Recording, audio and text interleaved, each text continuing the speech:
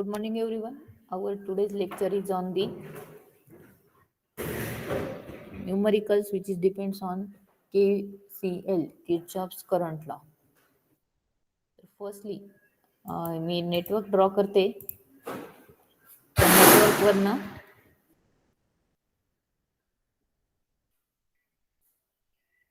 त्या नेटवर्कवरनं आपल्याला numerical start solve करायचं आहे. तर firstly there are 3 resistances which is connected to at one common point. तर मी नेटवर्क ड्रॉ करते, ते सगळ्यांनी नोट करा.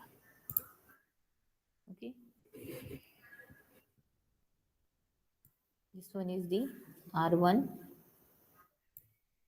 Secondly, this one is the R2. This one is the R3. In between that, there is a one current source.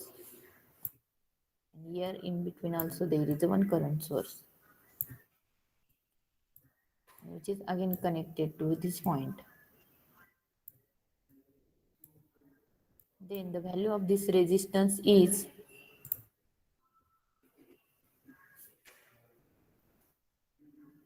10. This one is the 10 ohm. This second one is of 20 ohm. This middle one is of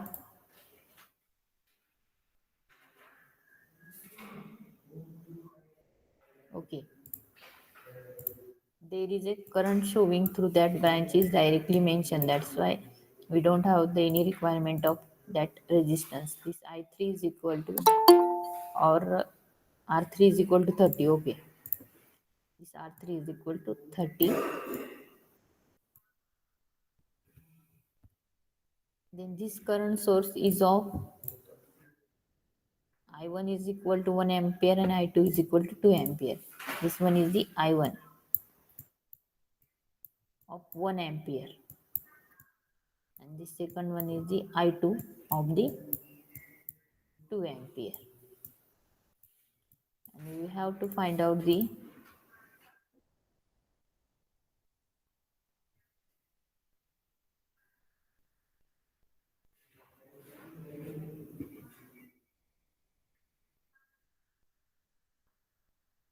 current flowing through R1, R2 and R3. We have to find out the current through flowing through R1, R2 and R3. I1 and I2 given दिले, R1, R2, R3 ची value mention केलेली आहे आणि त्या 3 resistance मधनं flow होणारे आपल्याला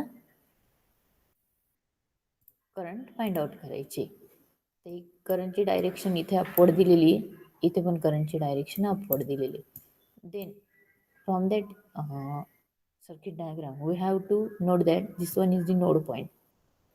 हा काय क्रिएट झालेला एक नोड पॉईंट झाला आणि याला जर आपण KCL किर्चॉफ्स करंट लॉ जर अप्लाय केला, incoming current is equal to outgoing current असं तिथे हे होईल. That means this one is the upward current, this one is the downward आणि याची पण डायरेक्शन अपोजिट होणार आहे. तर फर्स्ट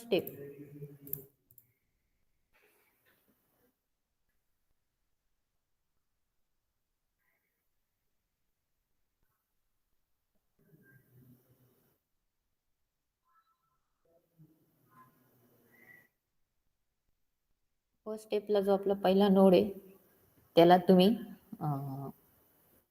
KCLचा लॉ अप्लाय करणार. तर जो I1 दिसतोय तुम्हाला, I1 मायनस इथे व्होल्टेज पण आपण VA कन्सिडर केला. हा जो पॉईंट आहे इथे VA कन्सिडर केला नोड पॉईंट.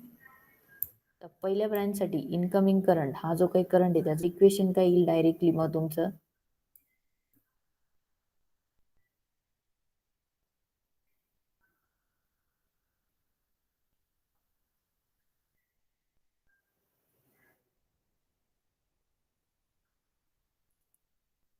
आता इथे एकच नोड पॉईंट दिलेला आहे. डायग्राम वरनं काय क्लिअर होतं, एकच नोड पॉईंट दिला आहे आणि हे दोन इनकमिंगचे करंट आहे आणि हा आउटगोइंगचा करंट आहे. मग याच्यासाठी जर आपण KCL अप्लाय केला तर incoming current I1 plus incoming current I2 is equal to outgoing current. एकदम सिंपल न्यूमरिकल आहे. सपोज जर ह्या व्हॅल्यू दिलेल्या नसतात तर न्यूमरिकल थोडंफार कॉम्प्लिकेटेड झालं असतं. Is equal to your I3. मग I1 ची व्हॅल्यू किती दिलेली आहे? I1 is equal to 1 ampere. तो 1 पुट करा. I2 ची व्हॅल्यू किती दिलेली आहे? 2 एम्पियर. तो 2 इथे पुट केला. अँड आपल्याला इथे हा voltage at the node point find out करायचं आहे, किंवा या ब्रांच मधनं फ्लो होणारा करंट आपल्याला फाइंड आउट करायचा आहे R3 मधनं. This I1 plus I2 is equal to I3. तर हा I3 ला आपण कसं नोट करणार? दिस VA व्होल्टेज म्हणजे higher potential minus lower potential, म्हणजे हा ग्राउंडला इथे कनेक्टेड असणार, म्हणजे इथे 0 पोटेन्शियल आहे. मग तुमचं इक्वेशन काय येईल? VA minus 0 upon 30. तर 30 कसं आलं? According to Ohm's law V is equal to IR, I into R. Okay. Then याच्यावरनं I काढायचं असेल तर काय येईल? I is equal to V upon R. V upon R. मग ते सेम V अपॉन R इथं मेन्शन केलेलं आहे, बट V कसा घेतला? Higher potential minus lower potential. VA minus 0 upon 30. तर त्याचं सिम्प्लिफिकेशन करायचं आहे ओनली आपल्याला. हा डिवायडेशनचा 30 तो इकडे येईल. 2 प्लस 1 इज दी 3. 3 इंटू हा 30 होईल इज इक्वल टू VA. आता याला मायनस 0 आहे म्हणजे तो नाही घेतला तरी चालणार आहे. मग 30 इंटू 3 किती होता? 90 इज इक्वल टू VA. हे तुमचं आन्सर झालं. मग VA भेटलाय आपल्याला, आणि VAचं इक्वेशन जर आपण इथे पुट केलं तर आपल्याला हा I3 भेटणार आहे. तर मी नेक्स्ट स्टेपला घेते. हे सर्वांनी पहिले नोट करा. नोट झाले का न्यूमरिकल सर्वांचं? Yes, ma'am. Okay. In the next step, I3 is equal to, our equation is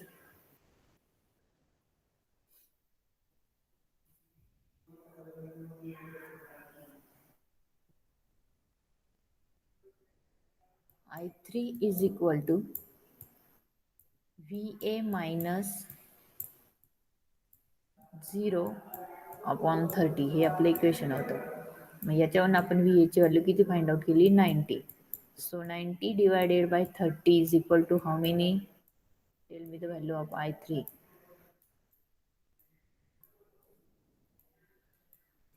Participant, tell me the value of I3. 90 divided by 30.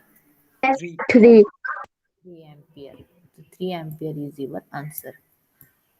समजले सर्वांना? आणि हे प्रॅक्टिकल इथं प्रूफ पण होते बघा. Incoming current is equal to outgoing current. इनकमिंगचा current 1 ampere होता आणि इकडचं 2 एम्पियर. मग दोघांची ऍडिशन झालं इज इक्वल टू 3 एम्पियर येतं. आपण जर असं कॅल्क्युलेट केलं तरी आन्सर 3 येते. क्लिअर? न्यूमरिकल क्लिअर झाले सर्वांना? Yes, ma'am. Okay.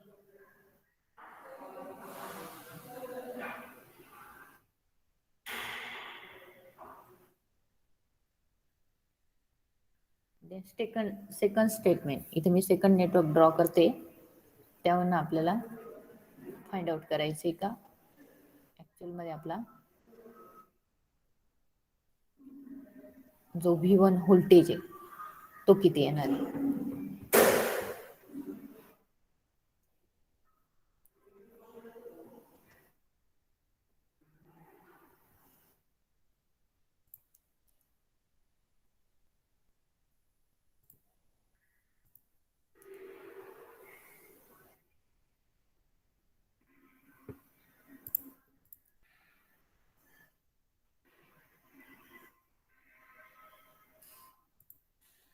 Firstly, there is one resistance. To that second resistance is connected, and also one voltage source is connected to that 2 point. From that again second resistance we have to draw.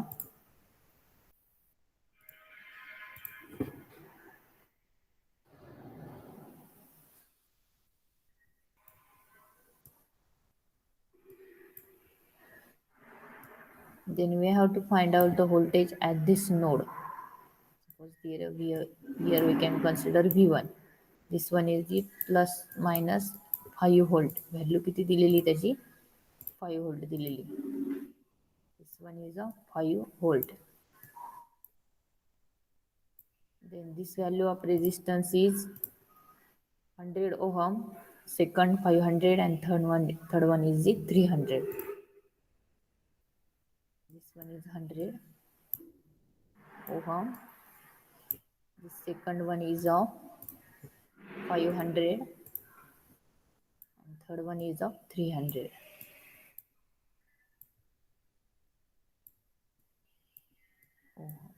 And we have to find out the current through respective branch. असं पण विचारू शकता किंवा हा V1 पण आपल्याला solve करायला विचारतात. तर इथे सपोज आपण ह्याला KVL अप्लाय केला, KCL किर्चॉफ्स करंटला. इनकमिंग करंट I1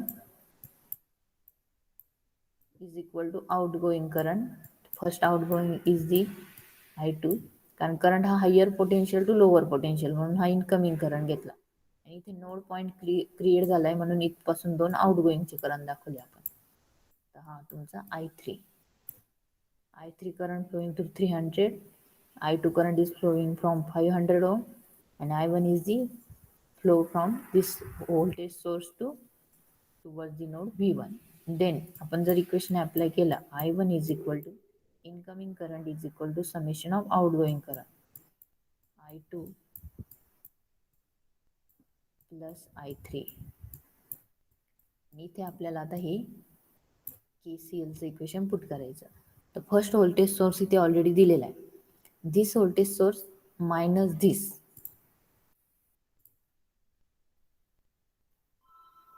म्हणजे काय येईल तुमचा 5 minus V1, 5 minus V1 divided bye हा त्याचा resistance 100 is equal to I2 साठी काय आहे, इथं 0 पोटेन्शियल आहे. मग काय येईल तुमचा I2 V1 divided by 500, V1 divided by 500. Then I3 साठी सेम परत प्लस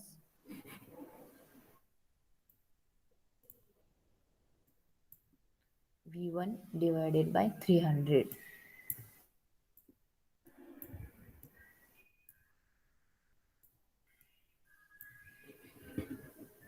क्लिअर? इथपर्यंत समजलं सर्वांना काय केलंय ते? क्लिअर पार्टिसिपंट, हे कळालं का सर्वांना? Yes ma'am. ओके. आता याचं क्रॉस व्हेरिफिकेशन म्हणजे याचं आपल्याला सिम्प्लिफिकेशन करायचं राहील.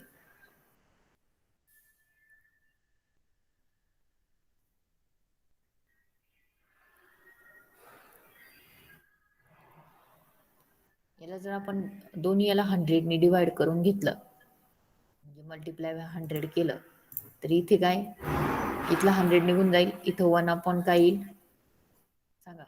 ही स्टेप्स इकडे सॉल्व्ह करू आपण. या टोटल दोन्ही साईडला जे कॉमन टर्म जर आपण काढून घेतला, ते 100 ने जर याला डिवाइड केलं प्रत्येकाला, तर काय येईल इन ब्रॅकेट 5 मायनस V1, 100 ने याला मल्टिप्लाय केलं म्हणून हा 100 कॅन्सल झाला. 100 500 डिवाइड बाय 100 करा, किती येतो? किती येईल? V1 अपॉन या 500 ला 100 ने डिवाइड केलं तर किती येईल? 5. आणि सेम तेच पुढच्याला अप्लाय केला तर V1 divided bye 100 divide by 300 केलं तर किती येईल? 300 डिवाइड बाय 100 3. आता याचं काय करा, LCM काढून घ्या म्हणजे कॉमन, तर आपण तो इकडे याला हे करू शकतो. 5 मायनस V1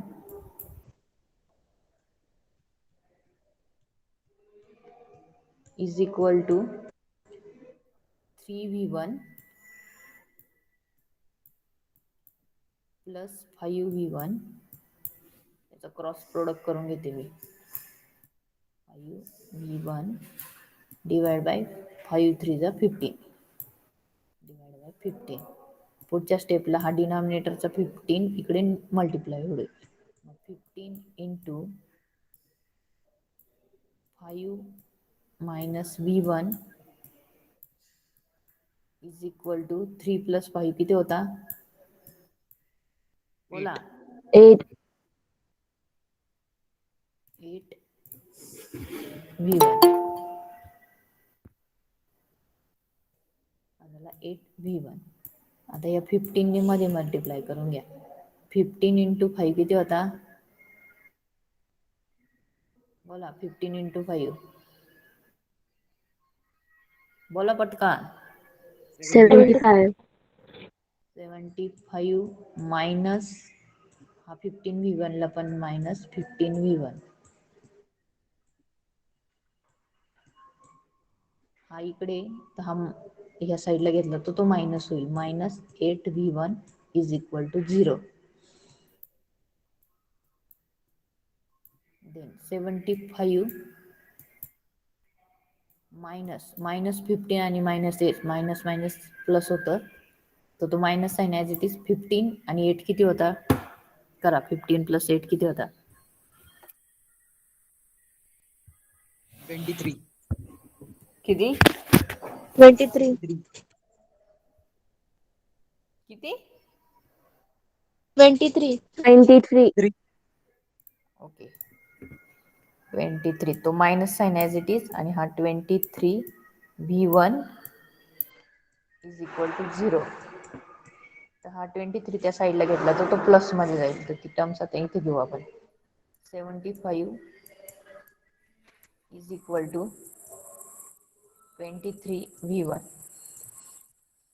आणि V1 काढायचं असेल तर काही V1 is equal to 75 divide by 23 करा. मग किती येतं? सांगा V1. 3.2600. किती? V1 is equal to 2608. आवाज ब्रेक होते. मोठ्याने बोल ना थोडा. 3.2608. 3.26 3.26 हे आपला असं आन्सर आलेलं आहे. ओके. आता पुढच्या स्टेप मध्ये सपोज आपल्याला I1 I2 आणि I3 काढायचे असतात. इथपर्यंत क्लिअर आहे का सगळ्यांना ही इरेज करायला? Yes, Yes, ma'am. ma'am. तर I1 चे इक्वेशन आपण काय घेतलंय? 5 minus V1 upon 100.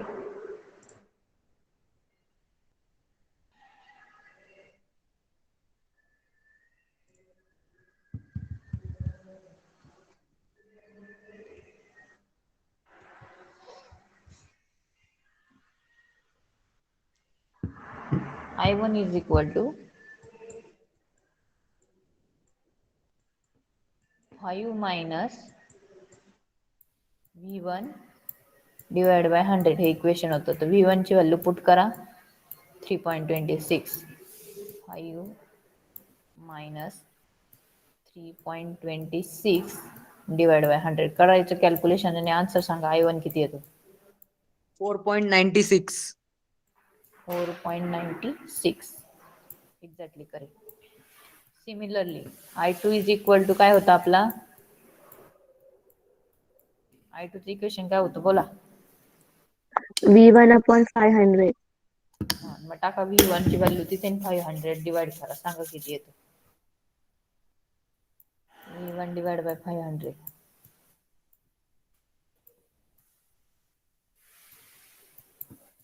6.52 into 10 raised to minus 8.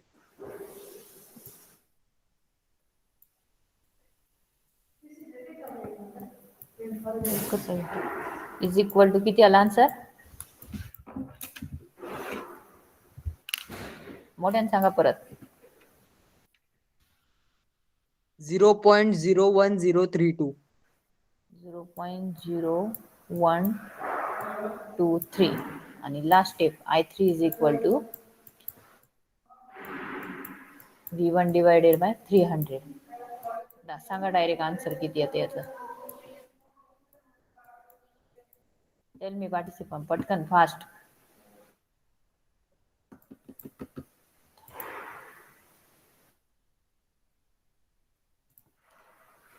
त्याचा आन्सर येईल तुमचा मॅम 10. 0.010. ओके 0.010 मिलीमध्ये कन्वर्ट केलं तर 10.0 असं कन्वर्जन होईल. तर क्लिअर आहे न्यूमरिकल सर्वांना? Yes ma'am. ओके